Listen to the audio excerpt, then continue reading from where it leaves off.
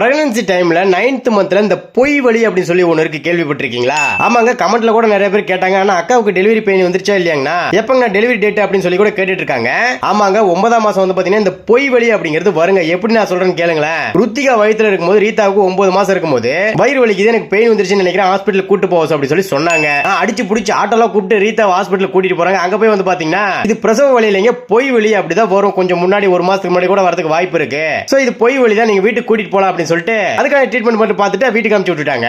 So இந்த மாதிரி பொய் வலி இருக்குங்க, கண்ணார நான் பார்த்திருக்கேன். செகண்ட் பேபிக்கு பொய் வலி வருமானு எங்களுக்கு தெரியல. சரி, அது கூட இந்த பொய் வலி அப்படிங்கறது நீங்க பார்த்திருக்கீங்களா, இல்ல கேள்விப்பட்டிருக்கீங்களா இல்லையா அப்படிங்கிற விஷயத்தை மறக்காம கமெண்ட்ல சொல்லிடுங்க. இல்ல உங்க வீட்டுல உள்ளவங்களுக்கு இந்த பொய் வலி வந்திருக்கா பிரசவ வலிக்கு முன்னாடி, அதையுமே சொல்லிடுங்க. ருத்திகா வயித்துல இருக்கும்போது பிரசவ வலிக்கு முன்னாடி ரீதாவுக்கு 9ஆம் மாசம் பொய் வலி வந்திருக்கு. Okay, 500 varieties of brownie box போட்டுருக்கோம். அதுக்கு வந்து பாத்தீங்கன்னா ஃப்ரீ டெலிவரி பண்ணி கொடுத்துட்டு இருக்கோம். அந்த பாக்ஸ்ல வந்து பாத்தீங்கன்னா ப்ரௌனி பால், சாக்லேட் எல்லாம் ஃப்ரீயாவும் கொடுத்துட்டு இருக்காங்க. சோ ப்ரௌனி ஆர்டர்ஸ்க்கு எங்க நம்பர் ஃபர்ஸ்ட் கமெண்ட்ல டிஸ்கிரிப்ஷன்ல கொடுத்துருக்கேன்.